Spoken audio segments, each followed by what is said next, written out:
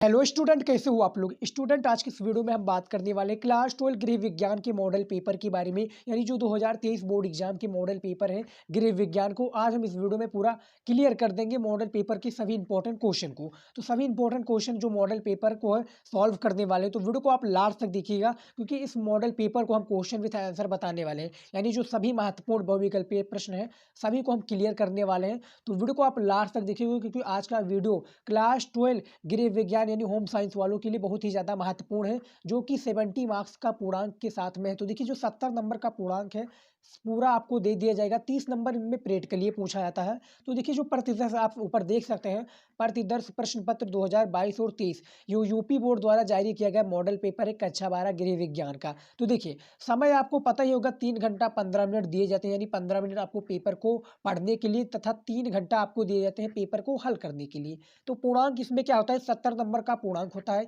30 number आपका parade के लिए हो जाता है होम साइंस की तरफ से। निर्देश हम नहीं पढ़ेंगे क्योंकि इसमें यही बताया जाता है कि सभी प्रश्न करना अनिवार्य होता है। निर्देश उर्देश आप पढ़ लीजिएगा। चलिए हम सीधा बहुविकल्पीय प्रश्न से चलते हैं। देखिए, यहाँ पर क्या बात हो रही है, देखिए मैं आपको निर्देश में कुछ दिखा देता हूँ। ये देखिए, प्रश्न संख्या 1 से 4 तक बहुविकल्पीय प्रश्न है, यानी 1 से 4 बहुविकल्पीय प्रश्न है।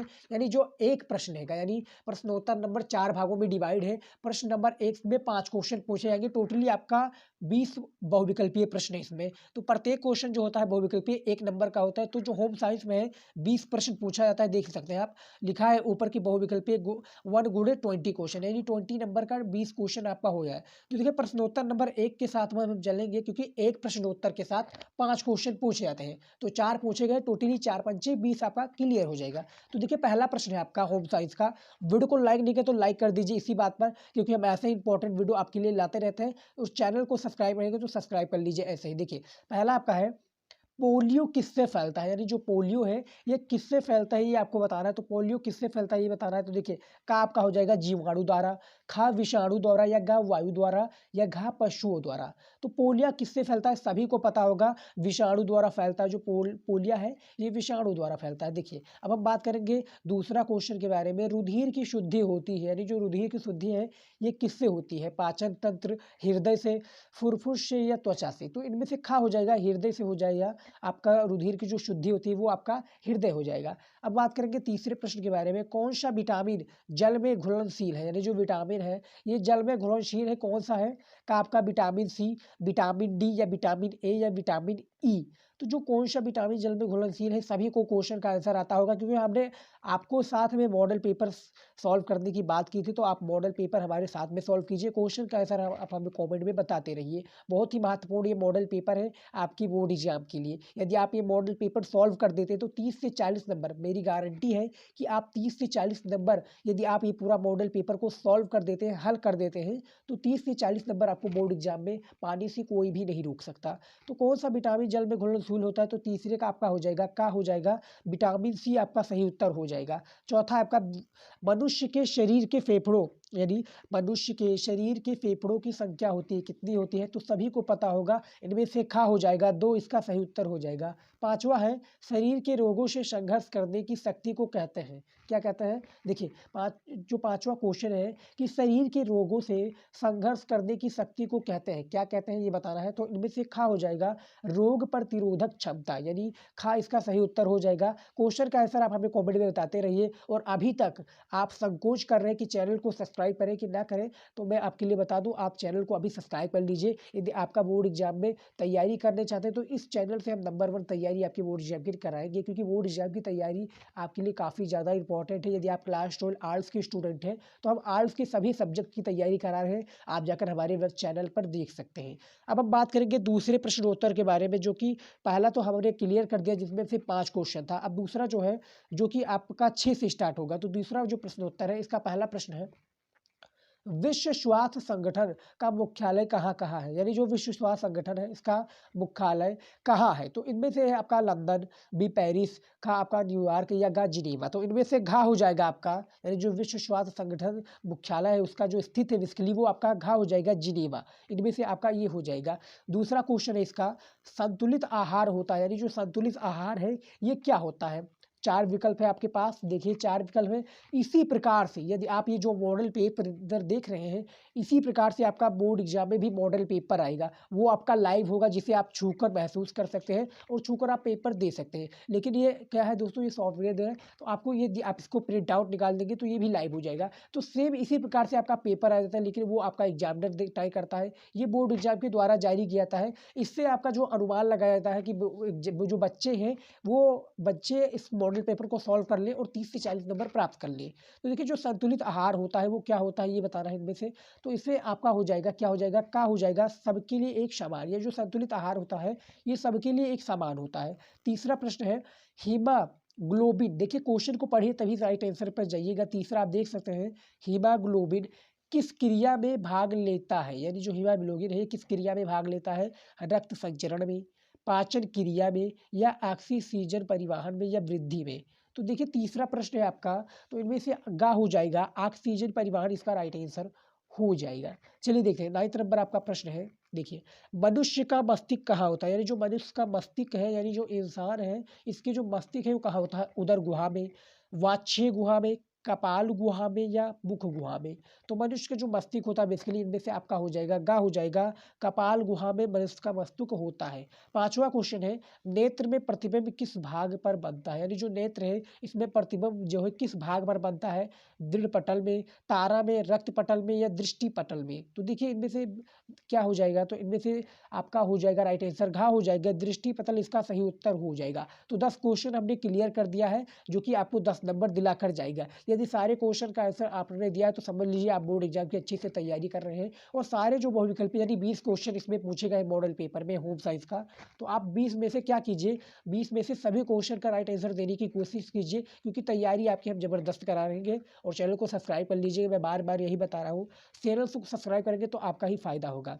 उसके बाद में हम बात करेंगे प्रश्नोत्तर नंबर 3 के बारे में। हमने प्रश्नोत्तर नंबर 1 क्लियर कर दिया, 2 क्लियर कर दिया, प्रश्नोत्तर नंबर 3 के बारे में, जो कि 11 नंबर प्रश्न से स्टार्ट होगा। देखिए पागल कुत्ते के काटने से कौन सा रोग होता है, यानी पहला प्रश्न है कि पागल कुत्ते के काटने से कौन सा रोग होता है। 4 विकल्प है आपके सामने, देख सकते हैं उपस्थित 4 विकल्प है। तो इनमें से खा हो जाएगा रेबीज, इसका सही उत्तर हो जाएगा। दूसरा है आपका, रक्त का कौन सा कण जमने में सहायक होता है, यानी जो रक्त है इसका कौन सा कण जमने में सहायक होता है आपका। का हो जाएगा पर लाल रक्त कण, खा श्वेत रक्त कण, गा प्लेट्स लिट्स, या घा इनमें से कोई नहीं। तो इनमें से आपका क्या हो जाएगा, का हो जाएगा लाल रक्तकण, इसका सही उत्तर हो जाएगा। सभी इंपॉर्टेंट प्रश्न है, वीडियो को लाइक नहीं किया तो लाइक कर दीजिए। लाइक से मोटिवेशन मिलता है नए नए टॉपिक पर वीडियो बनाना, और आपकी बोर्ड एग्जाम के लिए टिप्स एंड ट्रिक वीडियो लाना, जो कि आपकी बोर्ड एग्जाम के लिए काफ़ी ज़्यादा इंपॉर्टेंट है और बोर्ड एग्जाम में आप काफ़ी अच्छा मार्क ला पाए। देखिए अब हम बात करेंगे संतुलित आहार के निर्धारक तत्व हैं, यानी जो संतुलित आहार है इसके निर्धारक तत्व कौन से हैं। तो इनमें से घा हो जाएगा आपका, क्या हो जाएगा, घा, ये सभी हो जाएंगे, आयु भी हो जाएगा, लिंग भी हो जाएगा, स्वास्थ्य भी हो जाएगा।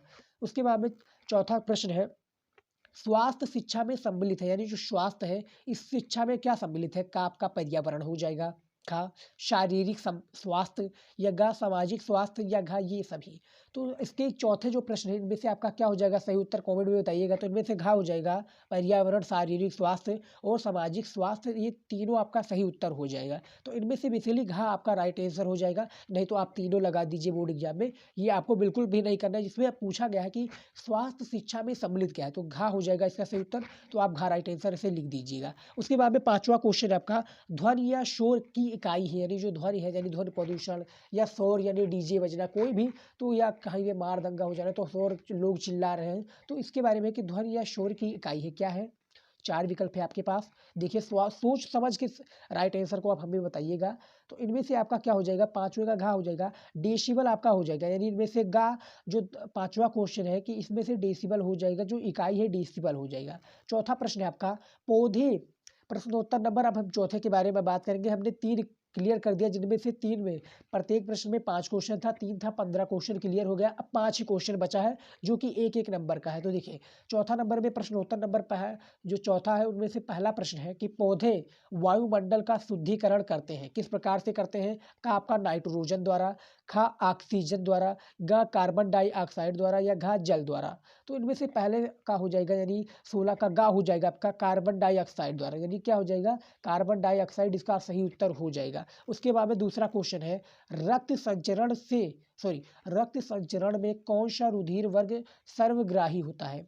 देखिए 4 विकल्प हैं। जिस प्रकार से आपको बोर्ड एग्जाम में इसी प्रकार से दिए जाते हैं, हम जिस प्रकार कह रहे हैं तो इसी प्रकार से आपको 4 ऑप्शन दिए जाएंगे, देख सकते हैं इसी प्रकार से दिए जाएंगे। अपनी उत्तर पुस्तिका में चारों में से बस एक ही को लिखना है, ना कि आप चारों लिखकर आप टिक लगाइए कि हाँ इसका राइट आंसर ये हो जाएगा, ये नहीं करना है। आपको क्या लिख देना है, प्रश्नोत्तर नंबर 4 के, इसके बाद में आपको पाई खींच लेना है ब्लैक पेन से, ब्लैक स्केल से, आपको उस पर दूसरा नंबर इस प्रकार से लिख देना है। उसके बाद में लिखना है कि उसके बाद में इसका राइट आंसर दे देना है। जैसे कि रक्त संचरण में कौन सा रुधिर क्या होता है, सर्वग्राही होता है, तो इनमें से आपका क्या हो जाएगा, खा हो जाएगा, ए बी इसका सही उत्तर हो जाएगा। तो आपको ए बी ही लिखना है, याद रखिएगा। तीसरा प्रश्न है, निम्नलिखित में से कौन सा एक मानव जनित आपदा नहीं है, यानी ये मानव के द्वारा आपदा नहीं लगाया गया है। ये आपका रेल दुर्घटना, आग लगना, परमाणु विस्फोट या बादल फटना। तो सभी को पता होगा, यदि आप थोड़ा दिमाग लगाएंगे क्वेश्चन में, यदि आपको क्वेश्चन, काफ़ी स्टूडेंट जो होते हैं, जो स्मार्ट स्टूडेंट होते हैं, वो क्या करते हैं, क्वेश्चन का आंसर नहीं आता है तो उस क्वेश्चनों को पढ़ते हैं, उसको देखते हैं कि क्वेश्चन क्या कह रहा है। क्वेश्चन में ही कभी कभी उसका राइट आंसर छिपा होता है, और काफ़ी स्टूडेंट स्मार्ट स्टूडेंट होते हैं, उसका राइट आंसर देकर क्या करते हैं, वो इसी प्रकार से वो टॉपर बनते हैं। तो आपको क्वेश्चन को समझना है, तभी आप राइट आंसर देंगे। तो देखिए इसमें क्वेश्चन क्या पूछा गया है कि निम्नलिखित में से कौन सा एक मानव जनित आपदा नहीं है, यानी कि मानव के द्वारा ये आपदा नहीं लगाया गया है, ये मानव के द्वारा फैलाया नहीं गया है। कार रेल दुर्घटना ये मानव के द्वारा हो जाता है, आग लगना भी ये मानव के द्वारा भी हो सकता है, परमाणु विस्फोट भी ये मानव के द्वारा हो सकता है, जो बादल फटना है ये प्राकृतिक है। तो ये इनमें से आपका घा हो जाएगा, बादल फटना राइट आंसर हो जाएगा। उसके बाद में चौथा है, एकल परिवार में पाई जाती है, यानी जो एकल परिवार है इनमें क्या पाई जाती है, 2 पीढ़ियाँ, 3 पीढ़ियाँ, 3 से अधिक पीढ़ियाँ, या इनमें से कोई नहीं।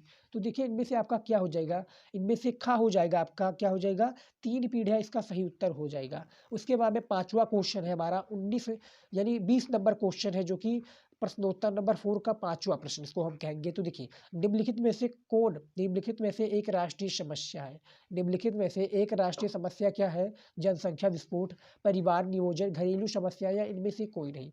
तो इनमें से आपका जनसंख्या विस्फोट इसका राइट आंसर हो जाएगा, जो कि निम्नलिखित में से राष्ट्रीय समस्या हम इसको कह सकते हैं। तो हमने ये 20 प्रश्न आपका क्लियर करा दिए, जो कि आपकी बोर्ड एग्जाम के लिए काफ़ी ज़्यादा इंपॉर्टेंट था। आई होप कि 20 प्रश्न आपको क्लियर हो गए होंगे। तो आई होप ये सभी प्रश्न आपको पसंद